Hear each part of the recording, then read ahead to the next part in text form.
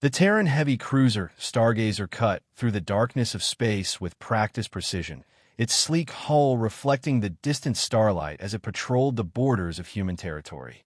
Inside the command center, Commander Kalen Vance suppressed a sigh as he reviewed the latest diplomatic reports from Xylar space. The ancient empire had been a thorn in humanity's side since first contact, their thinly veiled contempt for what they considered an upstart species wearing on even the most patient of diplomats. At 32, Kalen was young for his position, but his tactical mind and diplomatic finesse had earned him this command. His dark hair was cut in the standard military style, and his gray eyes revealed a weariness that came from months of navigating the delicate balance of power in this sector. The Xylarians, with their millennia of technological advancement and cultural refinement, rarely missed an opportunity to remind humans of their perceived inferiority. "Commander," his communications officer called, breaking his concentration. "We're receiving an urgent request for a meeting from a Xylarian diplomatic vessel that's just entered our scanner range." Kalen straightened in his chair. This was unusual. The Xylarians typically announced their diplomatic missions weeks in advance, mired in protocols and ceremony. "Verify their credentials and grant permission to dock," he ordered, then added to his executive officer, "Commander Reed, assemble a diplomatic reception team. Let's not give them any excuse to report rudeness to their High Council." The Xylarian ship, ornate compared to the functional design of Terran vessels, docked with precision. From it emerged Ambassador Zalter, a tall, slender figure with the characteristic azure skin and silver-flecked eyes of his species. His formal robes, embroidered with symbols of his house and rank, flowed around him as he approached with measured steps. "Commander Vance," Zalter spoke, his voice melodious, yet carrying an undercurrent of something Kalen couldn't quite place. "How fortunate to find you patrolling this sector. I bring tidings from the Xylar High Council and a gesture of cultural understanding." Kalen's diplomatic training kicked in, masking his wariness. "Ambassador Zalter, we're honored by your unexpected visit. The Stargazer welcomes you." Zalter's lips curved in what passed for a smile, though it didn't reach his eyes. "The honor is ours, Commander. In our ongoing effort to foster greater understanding between our peoples, the High Council has authorized a most prestigious gift." He gestured behind him, and a figure stepped forward. Kalen barely managed to maintain his composure. Standing before him was a Xylarian woman. Unlike the ambassador's azure complexion, her skin had a pearlescent quality to it, with undertones of blue-green that seemed to shift with the light. Her eyes were pure silver, lacking the normal Xylarian pupils, giving her an otherworldly appearance.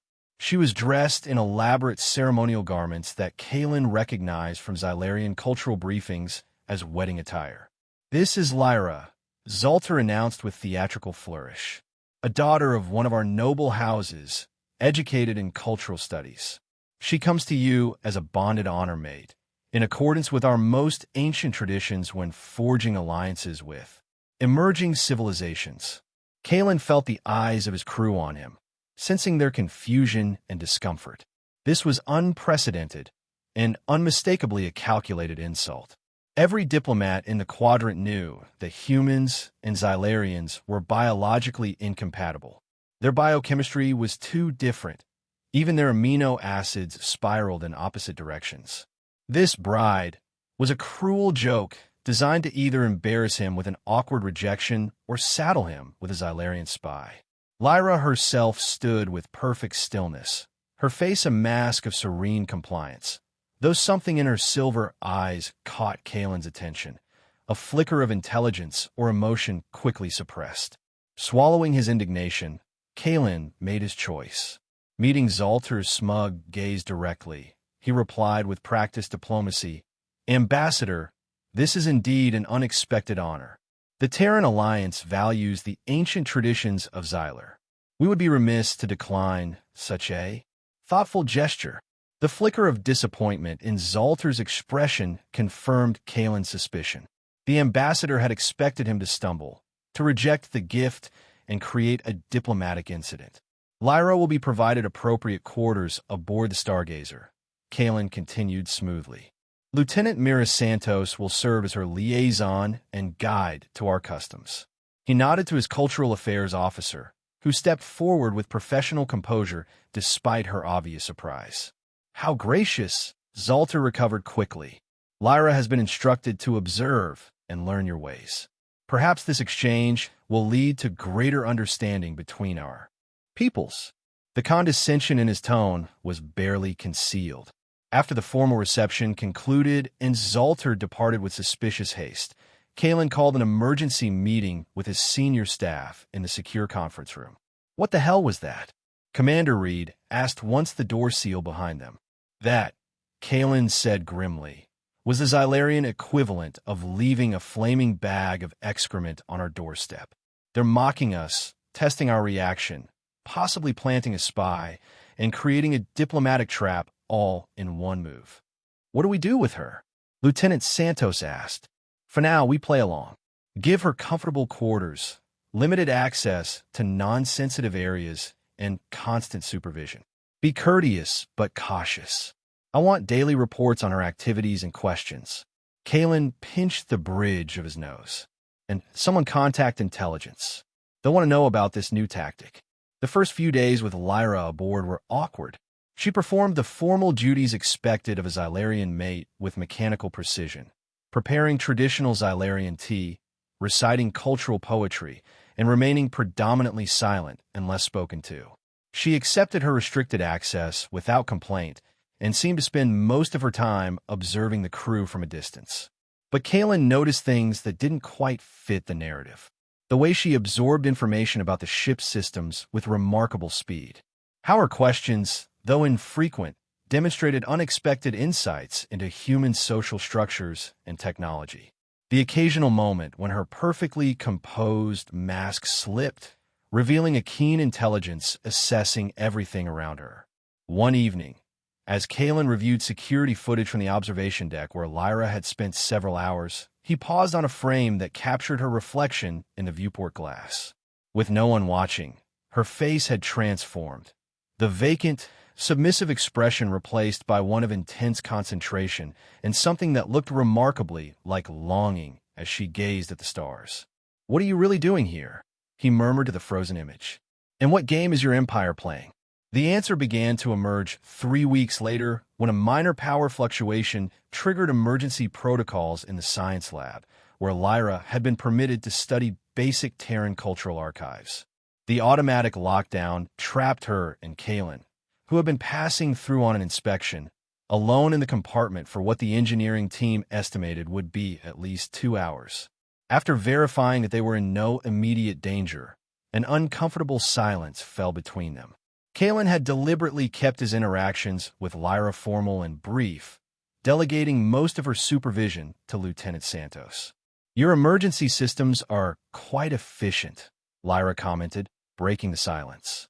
Her voice lacked the usual deferential tone she used in public.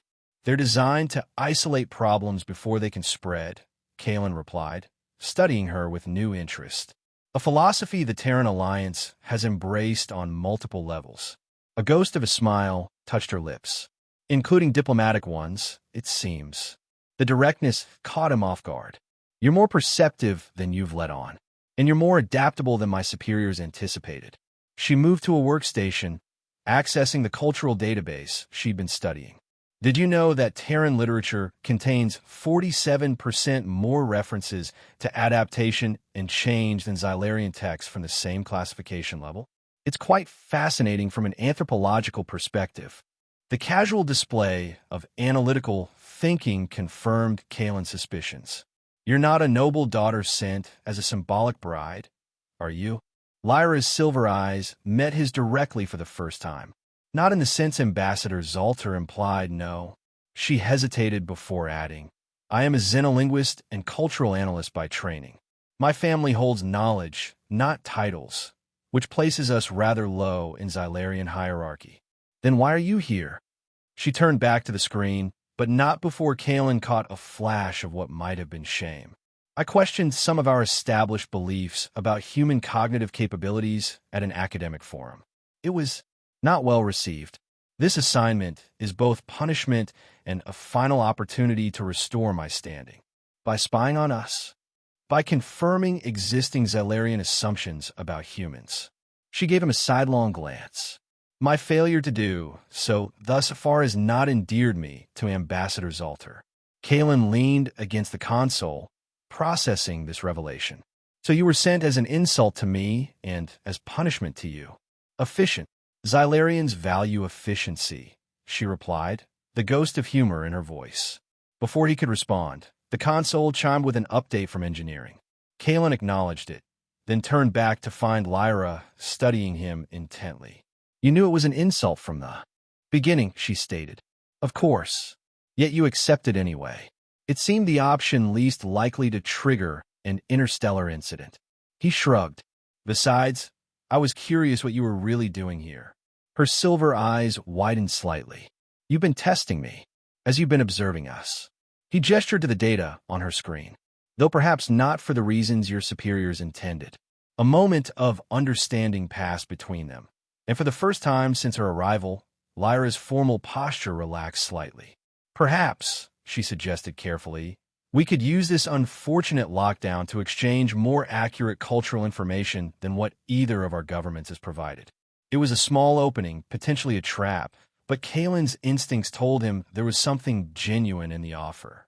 I'd like that. Where shall we begin? That conversation marked a turning point. Under the guise of cultural exchange, Kalen began meeting with Lyra regularly in semi-private settings.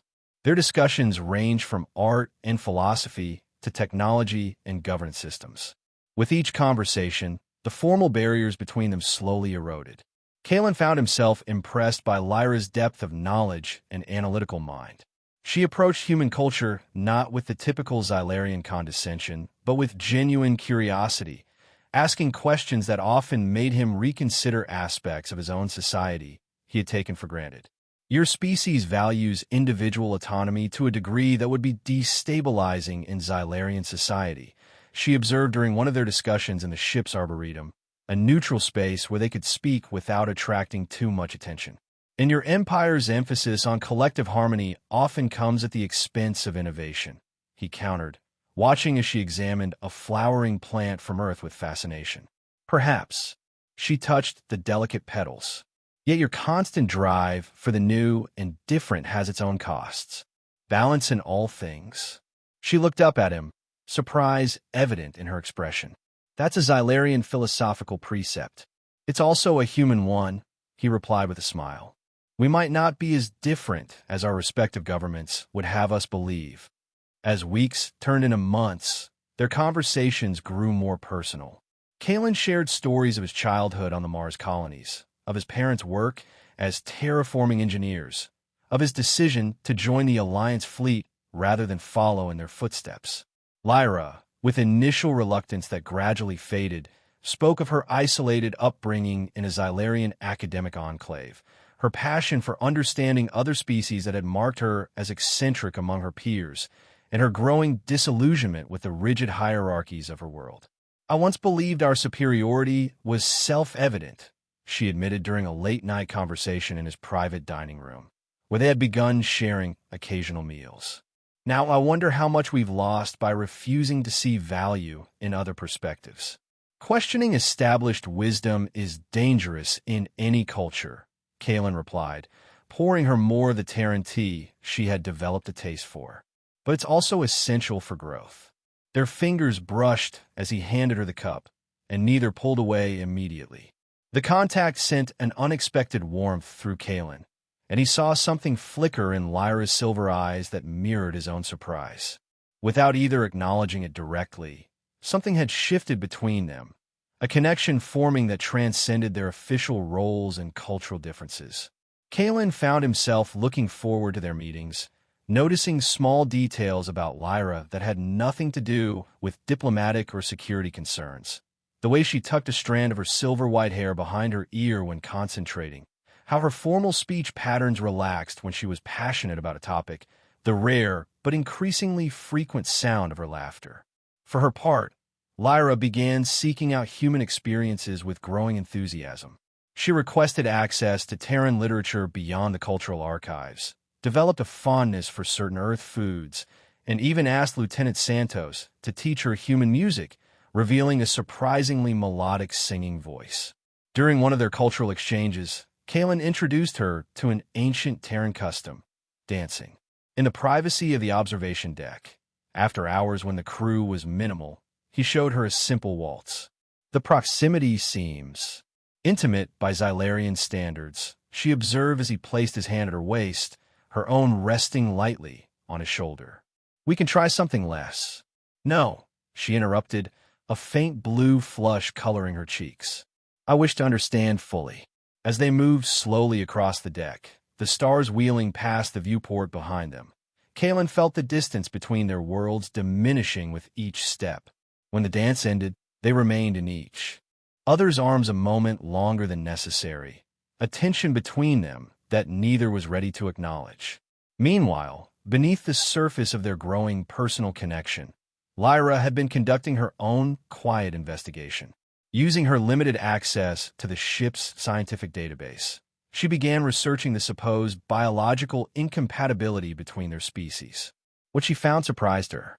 The definitive Xylarian studies she had been taught as fact were decades old, conducted when humans first emerged on the interstellar scene. They were based on limited samples and theoretical models rather than comprehensive analysis. More recent Terran studies suggested that while significant barriers existed, they weren't necessarily absolute. One night, unable to sleep and troubled by her findings and feelings, Lyra used her growing knowledge of stargazer systems to access more restricted medical databases. What she discovered sent a chill through her. Scattered case studies of limited biological compatibility between various seemingly incompatible species, achieved through cellular adaptation mechanisms not unlike those found in certain Xylarian deep-sea organisms.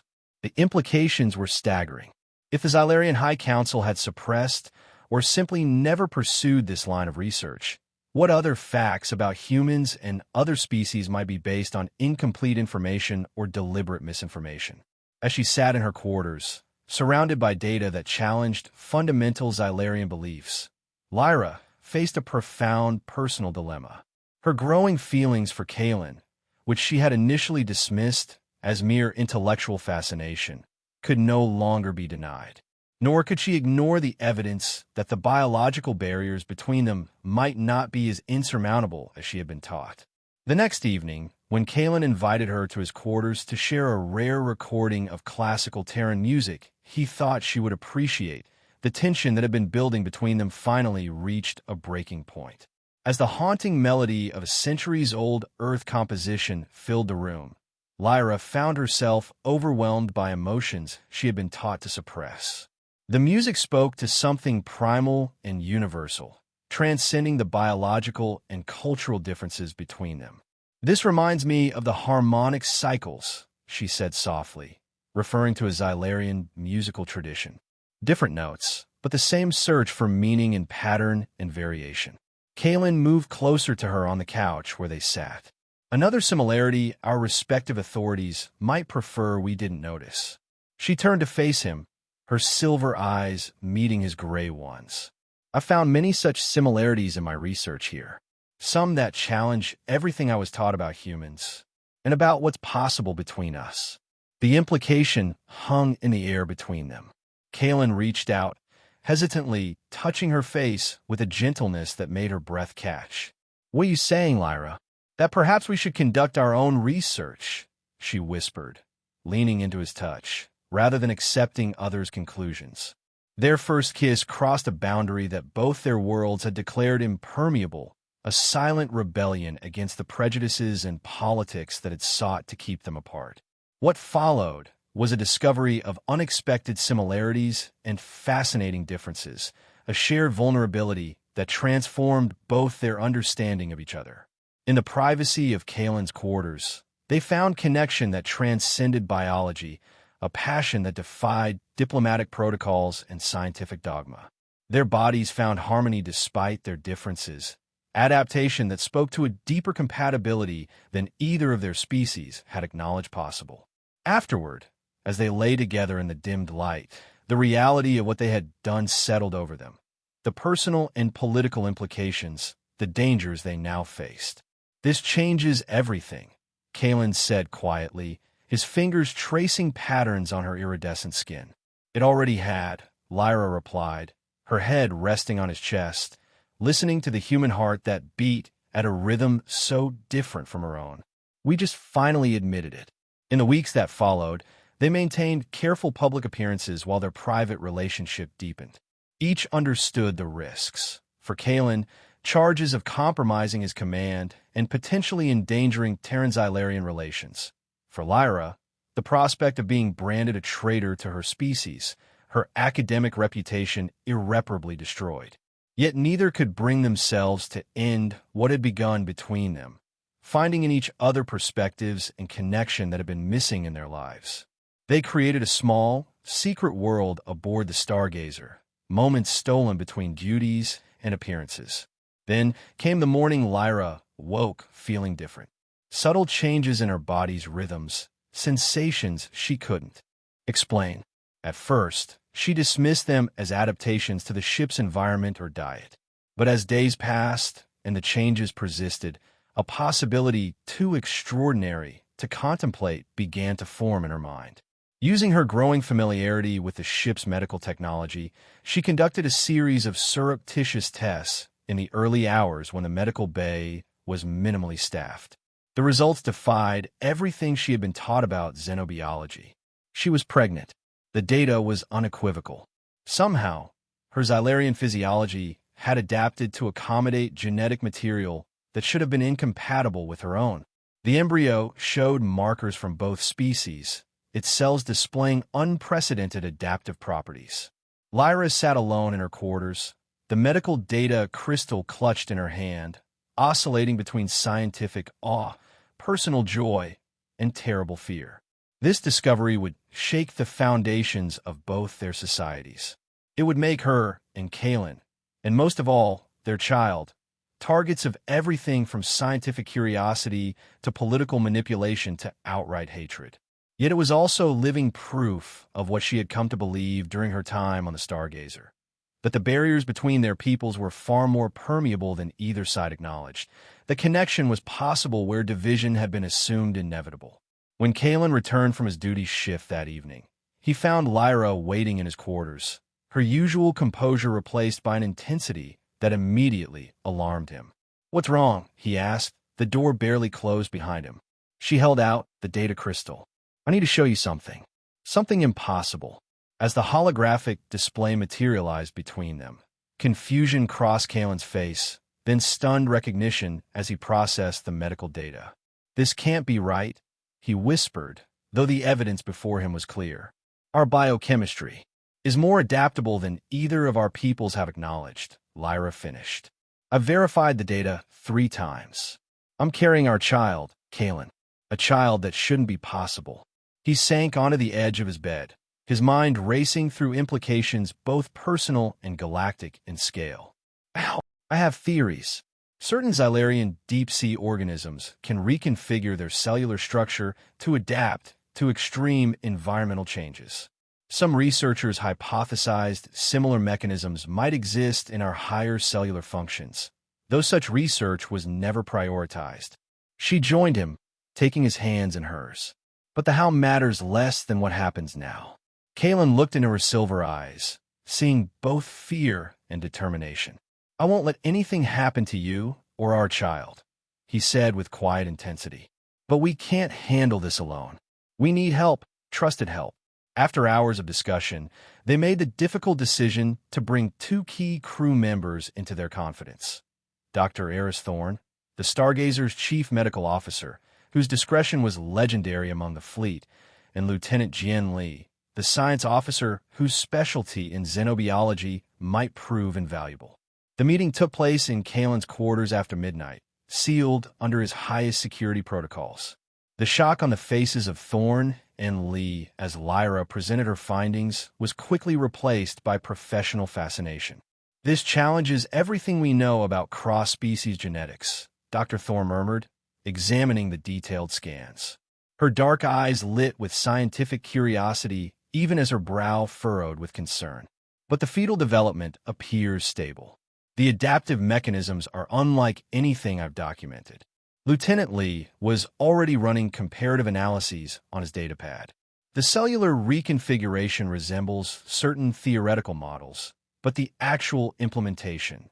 This could revolutionize our understanding of biological compatibility throughout the galaxy. Before we get carried away with the scientific implications, Kalen interrupted, we need to address the immediate situation.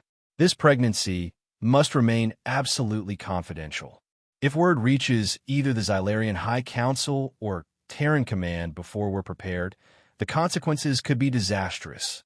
For all four of us, Thorne noted grimly, and most especially for Lyra and the child. Why come to us?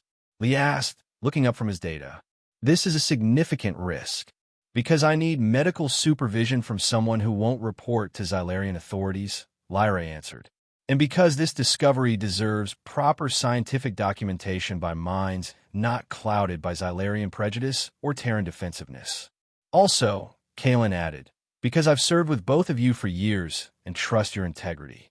We're not asking you to compromise your principles, just to help us navigate this safely and determine the best path forward.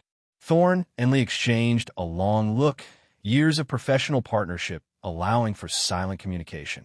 I took an oath to do no harm, Thorne finally said. Denying care to Lyra and your child would violate that oath. I'm in. Lee nodded slowly. The scientific implications alone. This could change everything we think we know about interspecies relations. I can't walk away from that. He looked directly at Kalen. But Commander, the regulations. I'm aware of what's at stake, Lieutenant, Kalen replied quietly. And I'll accept full responsibility for any consequences. Then we'd better get to work, Thorne said briskly, already shifting to her professional demeanor. We'll need to establish a secure medical monitoring protocol, create false records to explain any unusual readings, and develop contingency plans for various scenarios. Over the following weeks, their small conspiracy took shape. Dr. Thorne configured specialized monitoring equipment disguised as standard Xylarian health maintenance devices for Lyra to wear. Lieutenant Lee established secure channels for sharing research and created dummy projects to explain their occasional meetings. Kalen adjusted duty rosters to ensure at least one of them was always available to Lyra, and all of them watched for any sign that Zalter or other Xylarian officials were growing suspicious. The pregnancy progressed with remarkable stability. The child developing within Lyra showed strong genetic markers from both species, but with unique adaptations that allowed its hybrid nature to thrive rather than conflict. Each new scan revealed a miracle of biological engineering that evolution, or perhaps something more, had made possible. For Lyra and Kalen, the scientific wonder was matched by growing emotional attachment to the life they had created. What had begun as an unexpected consequence of their connection was becoming the center of a shared future neither had imagined possible. Then came a communication they had been dreading. Ambassador Zalter requested a direct meeting with Lyra, citing concern for her extended cultural immersion and the need for a comprehensive health evaluation by Xylarian medical staff. He suspects something, Lyra said as they gathered in Dr. Thorne's private office to discuss the development. She was now 4 months pregnant, her slender form showing only the slightest changes that her flowing garments still concealed. The timing is too convenient. Could someone have noticed the medical equipment? Lee asked. Possible, but unlikely, Thorne replied. The modifications were designed to be indistinguishable from standard Xylarian health monitors. It might be routine, Kalen suggested, though his tone lacked conviction. Zalter may simply be following protocols. Or someone intercepted one of our communications, Lee said grimly. Despite our precautions, whatever the reason, we need to decide how to respond. Thorne brought them back to the immediate issue. Refusing the meeting will only increase suspicion, but allowing Xylarian medical staff to examine Lyra is impossible, Lyra finished. They would detect the pregnancy immediately, and I would be removed from the Stargazer without delay. A heavy silence fell over the room as the reality of their situation sank in. They had known this moment might come, but facing it directly forced them to confront the limited options before them. We could request asylum for Lyra from the Terran Alliance, Lee suggested, based on her scientific contributions, and they want to know why, Kalen interrupted, which means revealing the pregnancy before we're ready. And there's no guarantee they'd grant it. The diplomatic implications would be enormous. What about neutral territory? Thorne proposed. The Proxima Science Station has extraterritorial status and a history of providing refuge to scientists with controversial research. Getting there without attracting attention would be nearly impossible, Lyra countered. And Xyler has significant influence with several members of the station's governing board. Kalen had been quiet, his tactical mind working through scenarios and outcomes. Finally, he spoke. We need to change the terms of engagement. Playing defense keeps us reacting to their moves. It's time we seize the initiative. What are you suggesting? Lyra asked, recognizing the shift in his demeanor from lover to commander. We go public, but on our terms, in a way that maximizes protection through visibility. He looked at each of them in turn. The Galactic Science Symposium is convening on Centauri Prime in 3 weeks. It's the premier gathering of scientific minds across known space, with representatives from over 40 species, including both Terran and Xylarian delegations, Lee realized, catching on, and with full diplomatic protections for all attendees. Exactly. We present our discovery as a breakthrough in interspecies biological compatibility, with rigorous data and undeniable evidence. Kalen took Lyra's hand. Once the scientific community acknowledges the validity of our findings, neither the Xylarian High Council nor Terran Command can easily dismiss or suppress them, or us. It's risky, Thorne warned. We'll be exposing ourselves to scrutiny from all sides. But it also places us under the protection of scientific ethics protocols and interstellar media attention, Lee countered. Any attempt to remove Lyra forcibly would become a galactic incident. And the child? Lyra asked quietly, her free hand resting protectively over her still flat abdomen. Becomes living proof of possibilities our peoples have denied for too long, Kalen replied softly. A future neither of us imagined, but both of us now want. The plan took shape rapidly. Lee and Thorne compiled the medical and scientific data into a comprehensive presentation, carefully anonymizing certain aspects while maintaining overall integrity. Kalen secured them official places at the symposium through discreet channels, listing a generic research presentation title that wouldn't attract undue attention beforehand. Meanwhile, Lyra prepared for a meeting with Zalter, armed with carefully constructed half-truths about her cultural observations and a medico-legal statement from Dr. Thorne, officially acting as her Terran physician, explaining why a Xylarian medical examination would violate the terms of her diplomatic status. The meeting itself was tense, with Zalter clearly suspicious of Lyra's polished responses and formal demeanor, so different from the submissive persona she had initially presented. His insistence on a medical examination grew increasingly strident, but the documentation Thorne had prepared gave Lyra solid grounds for refusal. You seem to have adopted human behaviors with unexpected enthusiasm, Zalter observed coldly as the meeting concluded. The High Council will be most interested in your complete report upon your return, which I expect will be soon. As they instructed, I am thoroughly documenting all aspects of human culture, Lyra replied, keeping her expression neutral. Some observations have required deeper immersion than anticipated. Indeed, his silver eyes narrowed. I've scheduled a diplomatic transport to arrive in 2 standard weeks. The Council feels you have gathered sufficient data by now. The timeline had just accelerated dramatically. As soon as Zalter departed, Lyra rushed to find Kalen, who was meeting with Lee in the science lab. 2 weeks, she said without preamble as the door closed behind her. Zalter has arranged transport to return me to Xyler. Kalen and Lee exchanged grim looks. That's cutting it close to the symposium, Lee said. We need to depart within days to make it to Centauri Prime in time. Can we be ready? Kalen asked. Lee hesitated only briefly. The presentation data is nearly complete. Dr. Thorne has the medical documentation prepared. The biggest challenge will be securing transport that won't trigger immediate alerts to either government. Leave that to me, Kalen said, his mind already working through options.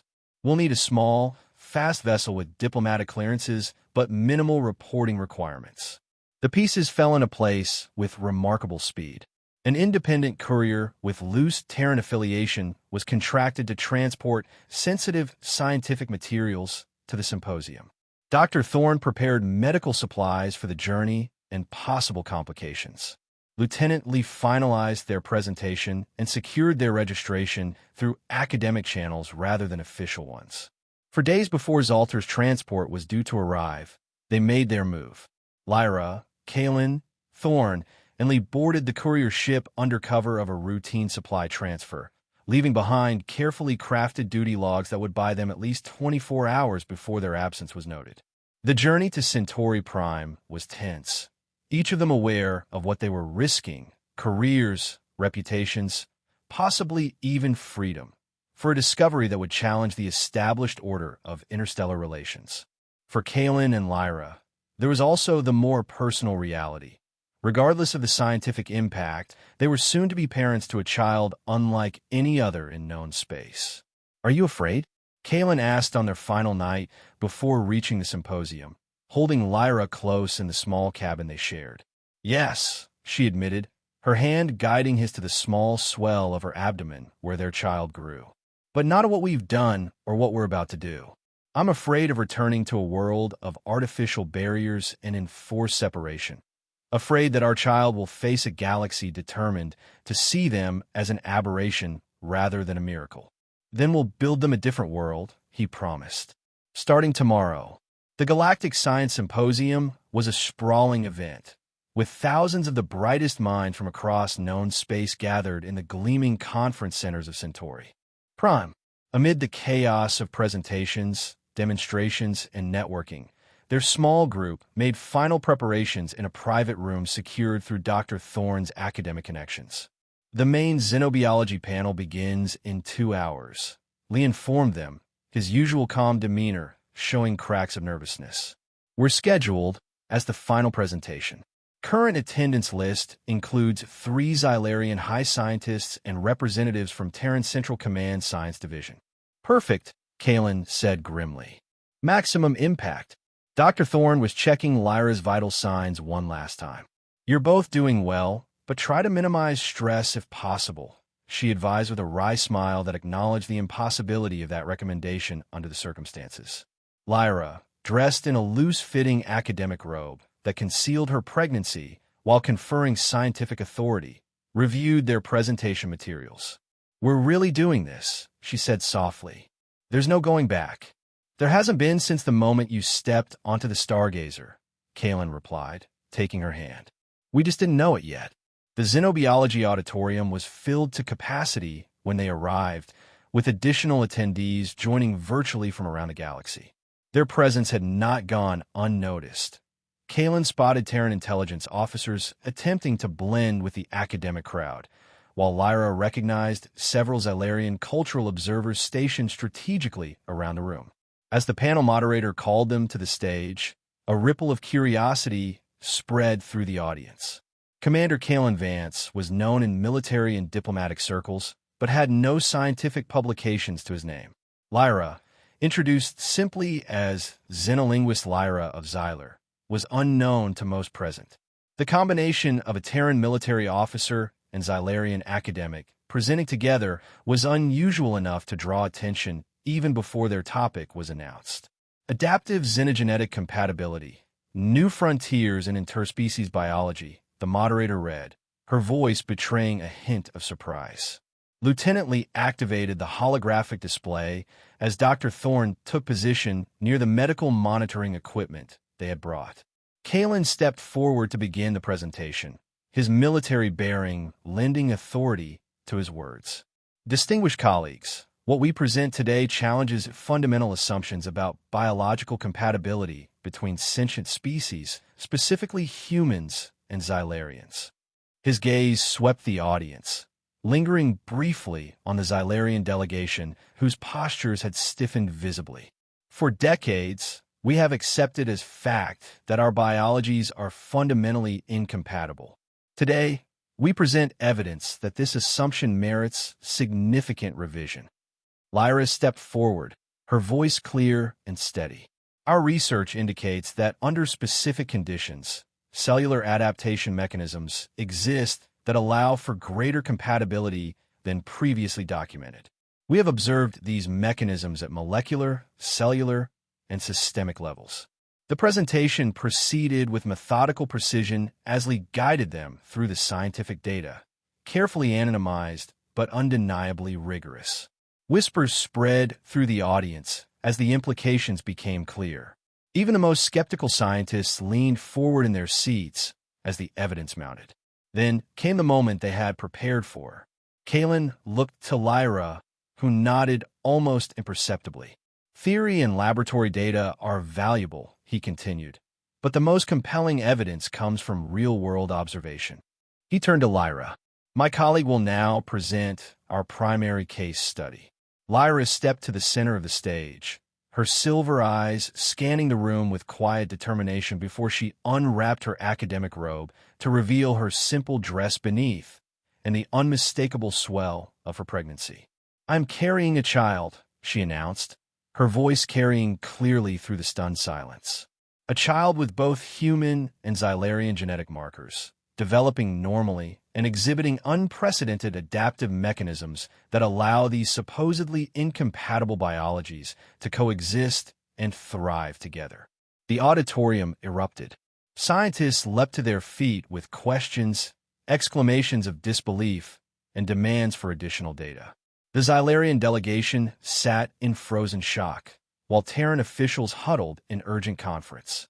Security personnel moved toward the stage, though whether to protect or detain them wasn't immediately clear. Dr. Thorne stepped forward, activating a real-time holographic display of the fetal monitoring data. As you can see, cellular stability is maintained through a previously undocumented adaptation process. Brain development shows patterns consistent with both species, but with novel neural pathways not documented in either. From the Xylarian section of the audience, a tall figure rose. Elder scientist Naren, one of the most respected xenobiologists in the Empire, approached the stage slowly, his ancient eyes fixed on the data hovering before them. This defies all established parameters, he said, his voice carrying the weight of centuries of Xylarian scientific tradition. Yet the data appears methodologically sound. He turned to Lyra. You claim this child is yours, and human in partial origin? Lyra straightened, one hand resting protectively on her abdomen. This child is mine, Elder Naren, and its father is Commander Kalen Vance of the Terran Alliance. The revelation sent another shock wave through the audience. This was no longer merely an academic discovery, but a personal reality with profound implications for interspecies relations. Before Naren could respond, the doors at the back of the auditorium burst open. Ambassador Zalter strode in, flanked by Xylarian security personnel, his face contorted with fury and disgust. This is an abomination, he shouted, pointing at Lyra. A violation of natural law and Xylarian ethical standards. I demand the immediate remand of this subject into Xylarian custody for examination and appropriate measures. Kalen stepped forward, placing himself between Lyra and Zalter. Ambassador, this is a scientific forum protected by interstellar neutrality protocols. Any attempt to remove presenter Lyra against her would constitute a diplomatic incident of the highest order. Security forces from multiple species had converged near the stage, creating a tense standoff as Terran officials confronted their Xylarian counterparts. From the side of the stage, a new voice cut through the chaos. Perhaps we might all benefit from a more measured approach. The speaker was Admiral Helena Reyes of Terran Central Command, a silver-haired veteran of numerous first contact scenarios. This discovery, while shocking, represents a potential watershed moment in interspecies relations. I suggest we adjourn to more private quarters where representatives from both governments can discuss implications while ensuring the safety and rights of all involved. Elder Naren nodded slowly. Wisdom speaks. The scientific implications alone demand careful consideration rather than hasty action. Zalter's face darkened. The High Council will not tolerate this perversion of our biological purity. Lyra has betrayed her species and violated fundamental. Interesting, Elder Naren interrupted, his ancient authority silencing even Zalter. I was unaware that the High Council had appointed you to speak on matters of biological research, Ambassador. My understanding was that such determinations fell under the purview of the scientific conclave. He turned to Admiral Reyes. Your suggestion has merit. Let us convene a smaller group to address immediate concerns while our respective authorities are properly briefed. The next 12 hours passed in a blur of interrogations, examinations, and negotiations. Lyra, Kalen, Dr. Thorne, and Lieutenant Leaf found themselves at the center of a diplomatic maelstrom as representatives from both governments struggled to come to terms with the implications of their discovery. In a secured conference room, Admiral Reyes faced Ambassador Zalter across a polished table, while Elder Naren conferred with Terran scientists in the corner. Kalen and Lyra sat together, physically exhausted but determined to maintain a united front. The fact remains, Zalter insisted that this situation represents a deliberate manipulation of Xylarian biology without proper authorization or oversight. The female must be returned to Xylar for comprehensive examination. The female has a name, Kalen replied coldly, and Lyra has made it clear she has no intention of submitting to Xylarian authority in this matter. She has no choice. Zalter snapped. Our laws regarding biological experimentation are absolute. Fascinating, Elder Naren commented, joining the discussion. I have reviewed our full legal archives, and I find no precedent or statute that specifically addresses this situation. There are, however, numerous protections for scientific discovery and biological autonomy that would seem applicable. This is not about legalities, Zalter dismissed. It is about the purity of our species and a natural order. A natural order, Lyra spoke up, her voice tired but resolute, that we have just proven is more flexible and adaptive than our doctrine has acknowledged. Is that not worthy of scientific exploration rather than reflexive suppression? Admiral Reyes leaned forward. The Terran Alliance is prepared to offer asylum and protection to Lyra and the child, should that be her choice. We recognize this situation has profound implications for both our peoples, but we will not permit forced medical procedures or separation of the family unit. Family. Zalter practically spat the word. This is not a family. It is a biological anomaly that requires. Enough.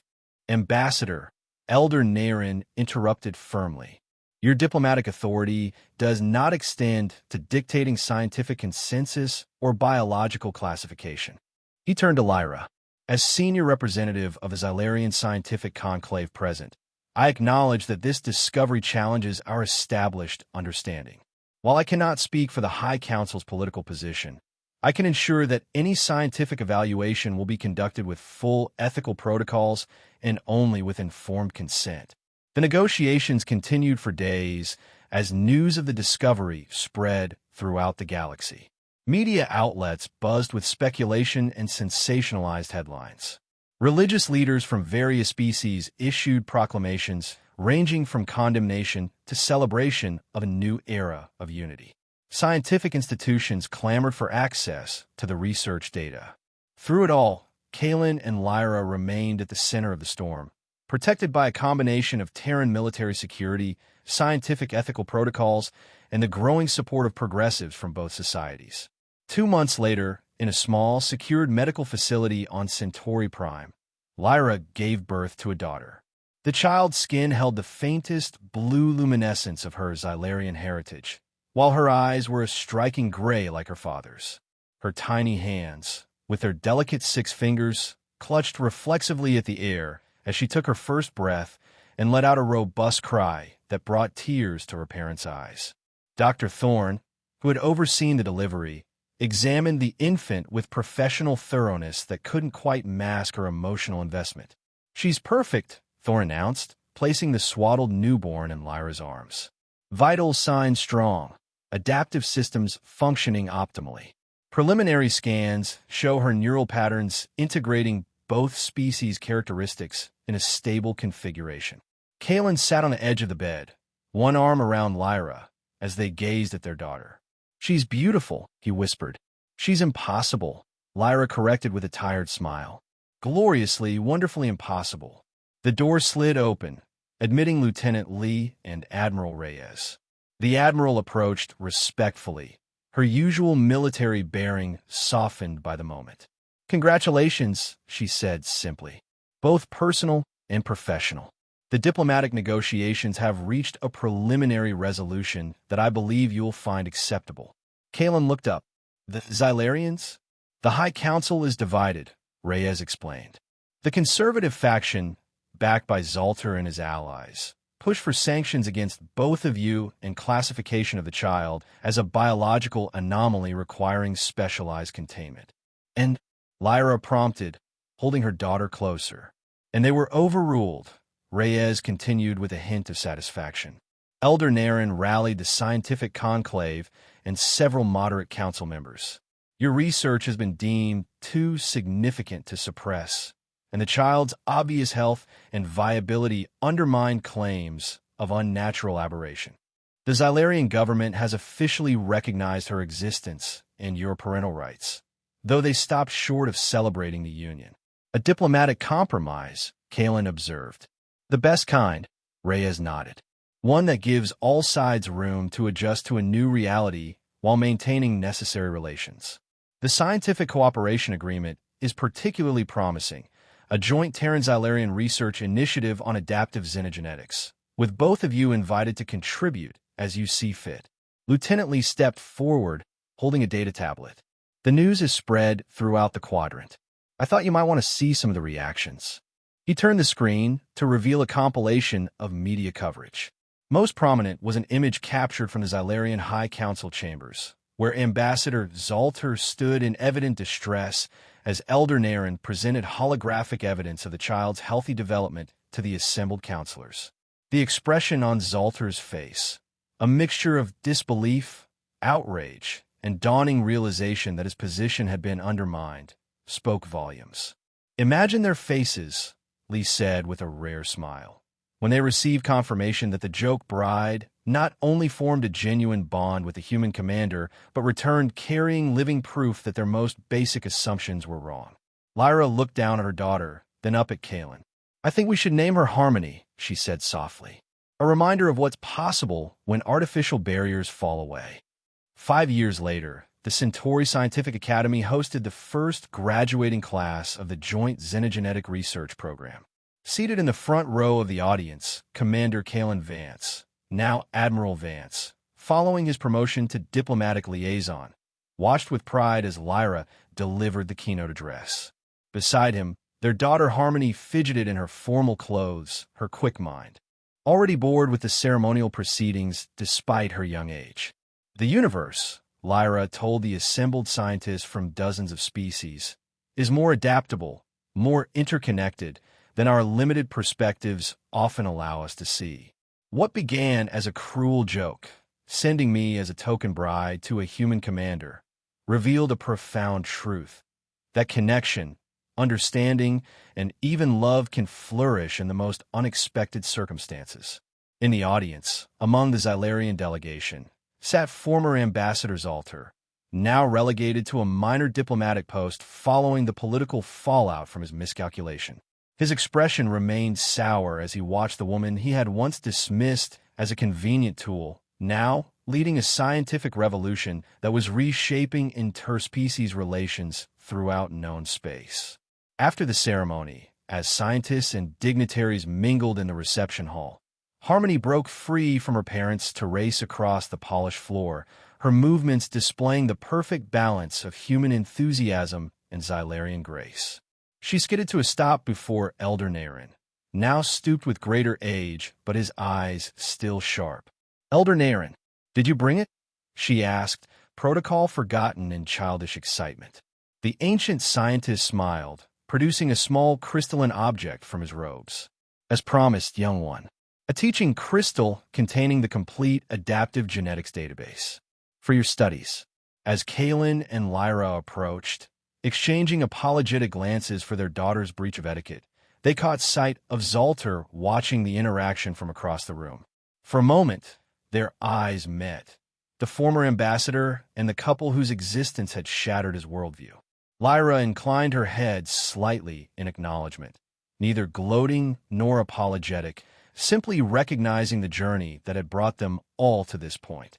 Zalter stiffened, then gave a barely perceptible nod before turning away. He still hasn't fully accepted it, has he? Kaelin murmured as they watched Zalter retreat into the crowd. Some barriers take longer to overcome than others, Lyra replied, slipping her hand into his. But look how far we've come already. She gestured to the room around them, where humans and Xylarians conversed freely, united by scientific curiosity and growing mutual respect. Harmony ran back to them, the teaching crystal clutched carefully in her six-fingered hands, her gray eyes bright with excitement. Can we go to the laboratory now? Elder Naren says the crystal has information about adaptive cellular structures like mine. Kaelin lifted his daughter into his arms, marveling as he always did at the miracle of her existence. First the reception, then science, he promised. Besides, there are people here who've traveled a long way to meet you. Because I'm special? Harmony asked, with the directness of childhood. Lyra smoothed her daughter's silver-streaked hair. Because you're proof of what's possible when we question our assumptions and open ourselves to new connections. You're the beginning of a new understanding, little one. As they moved through the reception, accepting congratulations and fielding questions from curious dignitaries, Kaelin caught Lyra's eye over their daughter's head. In that glance passed the shared memory of their extraordinary journey, from reluctant diplomatic pawns to unwitting rebels to pioneers of a new era in interspecies relations. What had begun as a cruel joke had transformed into something profound, a love that transcended biological barriers, a child who embodied new possibilities, and a future where the boundaries between peoples grew more permeable with each passing day. The universe, it seemed, had a sense of humor after all, and the last laugh belonged to those willing to embrace its surprises.